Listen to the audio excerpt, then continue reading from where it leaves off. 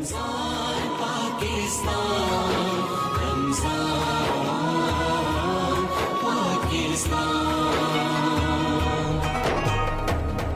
Back خواتین حضرات، ایک دفعہ پھر خوش آمدید آپ کو پاکستان ٹیلی ویژن کی رمضان پاکستان سحری ٹرانسمیشن میں.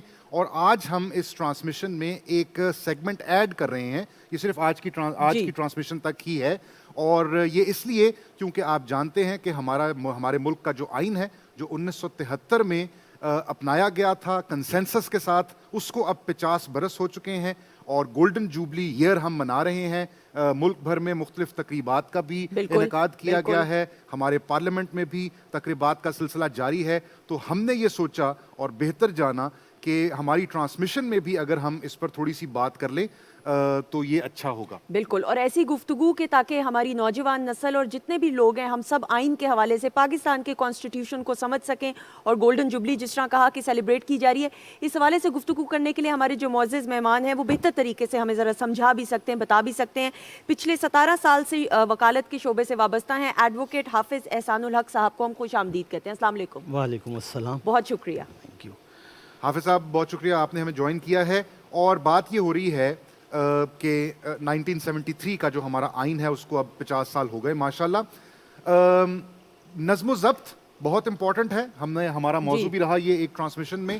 اور ضابطہ اگر تحریری شکل میں ہو تو ظاہر ہے اس کی افادیت اور زیادہ ہو جاتی ہے، سمجھنے میں آسانی ہو جاتی ہے.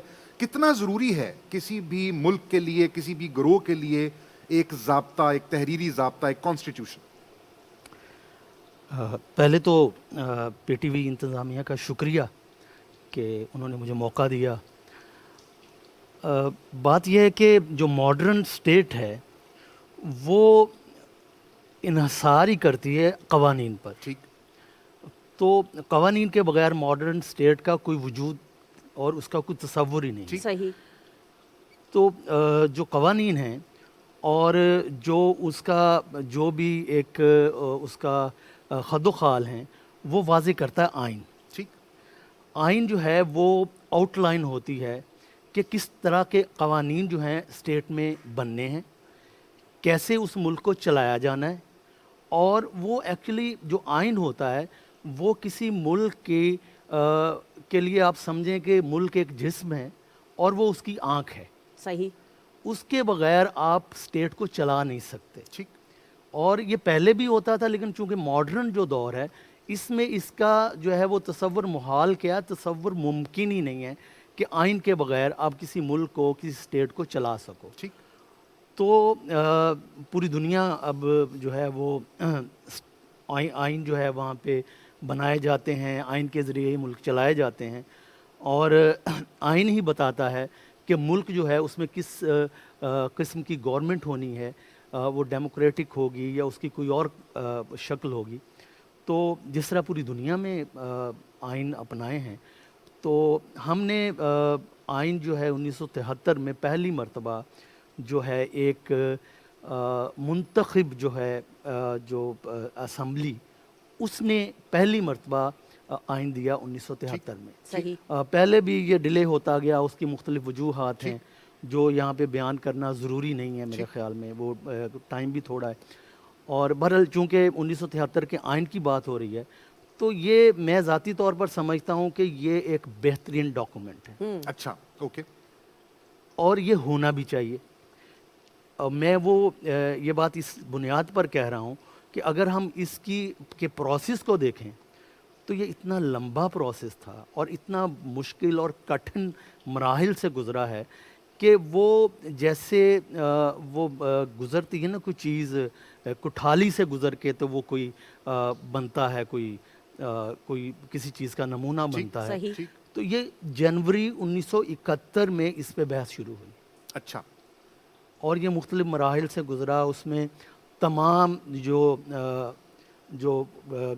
اس ملک میں جماعتیں ہیں سیاسی، اور تمام جو گروہ ہیں مذہبی جماعتیں، سیاسی مذہبی جماعتیں، سیاسی جماعتیں، اور جو بھی ہر طرح کے جو نظریات کے لوگ ہیں ان کو بلایا گیا. انہوں نے اس پہ تفصیلی بحث کی. 1971 میں جنوری میں شروع ہوا اور مارچ 1973 میں اس کی منظوری دی گئی.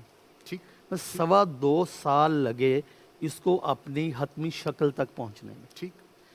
تو جب اتنا لمبا پروسیس ہوگا, اور وہ صرف یہ نہیں کہ فارمیلٹیز پوری کی گئیں, وہ بحث پوری طرح سے ہر جو بھی اس میں شامل تھا اس نے اس کو بنانے میں پوری تگ و دو کی, اور جو اس کے پاس دلائل تھے وہ اس نے اس کو اس طرح سے بیان کیا جس طرح سے بیان کرنے کا حق ہے.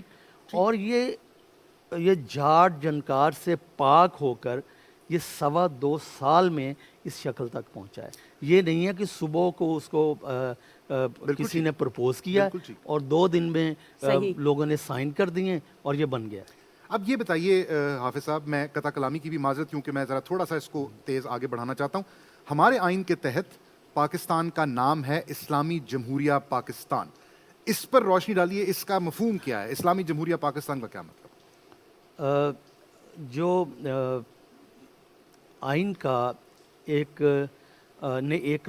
جو ایک اصول وضع کیا کہ ملک میں پاکستان میں کوئی قانون جو ہے وہ قرآن اور سنت کے جو ہے احکامات اس کے خلاف نہیں بن سکتا, اس کے منافی نہیں ہوگا. ٹھیک. اس کے منافی کوئی قانون نہیں بن سکتا. وہ اس کے لیے فیڈرل شریعت کورٹ جو ہے وہ اسی آئین کے تحت وہ معرض وجود میں آئی, وہ اپنا کام کر رہی ہے. تو اس وجہ سے اس کو اس کے دائرہ کار میں رکھنے کے لیے اس کو باقاعدہ قانون کا آئین کا حصہ بنایا گیا.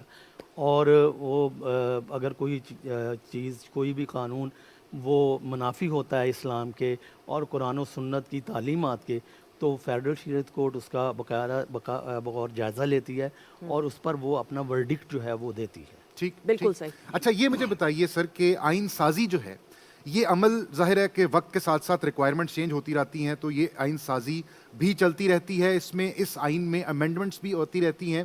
اس پر بھی تھوڑی سی روشنی ڈال دیجئے کہ یہ بھی وقت کے ساتھ ساتھ جس طرح سے آئین, اس میں آئین کی شکل تو تبدیل نہیں ہوئی 1973 کے آئین کی. جی دنیا کے تمام ممالک میں یہ ہوتا ہے کہ امینڈمنٹس ہوتی ہیں, ترامیم ہوتی ہیں. تو 1973 کے آئین میں بھی ترامیم ہوئی اور ان میں کچھ ترامیم 6-7 ترامیم تو وہ پہلی گورنمنٹ نے ہی کر دی, چونکہ وہ ظاہر وقت کے ساتھ ساتھ کچھ مجبوریاں بن جاتی ہیں, حالات ایسے بن جاتے ہیں, ان کو ٹیکل کرنے کے لیے وہ کرنا پڑتا ہے. تو اس کے بعد کچھ جو ہے ترامیم وہ جمہوری دور میں ہوئیں, کچھ ترامیم جو ہیں وہ غیر جمہوری ادوار میں ہوئیں. تو وہ ان پر کام ہوا, پھر ان کو ختم بھی کیا گیا, اور وہ اب جو تھوڑا بہت اس میں کوئی ہے باقی وہ بھی اس پر کام ہو رہا ہے, وہ بھی انشاءاللہ جلد بہتری کی صورت نکل آئے گی. سر میں سوری اگر آپ کی سر میں اور یہ یاسری کے سوال کو آگے لے کر بڑھتے ہوئے سر ہیومن رائٹس کے حوالے سے پھر آئین میں کیا کچھ واضح طور پہ بتایا گیا, اور پھر ینگسٹرز کو یہ اس تمام پروسیس کے بارے میں سمجھنا, جاننا اور بتانا کتنا ضروری ہے؟ جی میں دیکھیں کانسٹیٹیوشن جو ہے وہ شروع میں ہی وہ فنڈامنٹل رائٹس جو ہے نا وہ فراہم کر دیے گئے. ٹھیک ہے. کوئی ایسا بنیادی حق نہیں ہے جو میرے خیال میں آئین میں نہیں دیا گیا ہے. وہ لبرٹی ہو, وہ رائٹ ٹو اسپیچ ہو, وہ فیئر ٹرائل کا حق ہو. سب سے ضروری جو کسی ملک میں جو مساوی قوانین اور اس کو جو ہے برابری کے لیے جو سب سے زیادہ ضروری چیز ہے وہ فیئر ٹرائل ہے. اور 2 چیزیں اس کے لیے بہت ضروری ہیں. ایک تو یہ کہ ایکوالٹی بیفور لا, صحیح, اور ڈیو پروسیس آف لا. ٹھیک. کہ قانون میں یہ نہ دیکھا جائے کہ بڑا کون ہے, چھوٹا کون ہے, اس کا رنگ و نسل کیا ہے, اور یہ کس کاسٹ سے تعلق رکھتا ہے, یہ کسی امیر گھرانے سے ہے, غریب گھرانے سے ہے. یہ بالکل وہی بات ہے جو نبی کریم صلی اللہ علیہ وسلم نے کہی تھی کہ پچھلی قومیں اس وجہ سے تباہ ہو گئیں کہ وہ شکلیں دیکھتی تھی. ٹھیک. وہ جو سائل آتا تھا وہ اس کے ساتھ انصاف جو ہے اس مسئلے پر نہیں کرتے تھے, وہ اس بنیاد پر کرتے تھے کہ وہ کس برادری سے تعلق رکھتا ہے اور اس کا سٹیٹس کیا ہے. صحیح.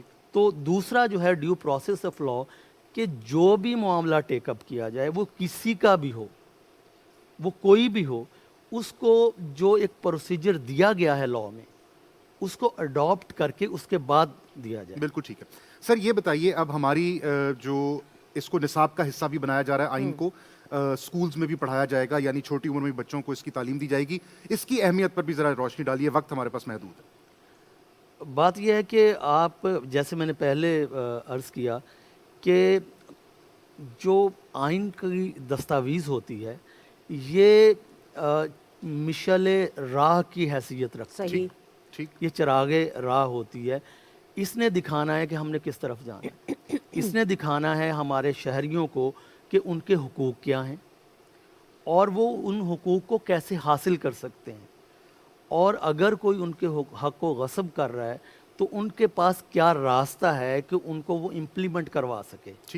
کیونکہ جو امپلیمنٹ ہے لاز کا وہ سب سے اہم ہوتا ہے. وہ جتنے مرضی لاز بنا لیں, کوئی بھی ملک ہے وہ لاز کی وہ قوانین کی بھرمار کر دے, لیکن جب تک ان قوانین کو امپلیمنٹ نہیں کیا جائے گا ان کا کوئی فائدہ نہیں ہوگا. صحیح, بالکل صحیح, بہت شکریہ. بالکل صحیح. اسی کے ساتھ ہم اپنے معزز مہمان کا گو کے وقت کم لیکن بہت عمدگی کے ساتھ اور خوش اسلوبی, اور بھی ایڈوکیٹ ہیں تو اس وجہ سے وہ یہ کام تو جانتے ہیں. ہمارے ساتھ ایڈوکیٹ حافظ احسان الحق صاحب موجود تھے. سر تھینک یو سو مچ. خواتین وزارت, قانون اور آئین اور کانسٹیٹیوشن کی اہمیت کے حوالے سے ہم نے بات کی, لیکن اس وقت ہم ایک بریک کی طرف بڑھیں گے. اس کے بعد جب واپس آئیں گے تو حرف و حکمت کا سیگمنٹ ہوگا اور ہمارے معزز میزبان اس سیگمنٹ کے موجود ہوں گے. کچھ ہی دیر میں ملاقات ہوتی ہے.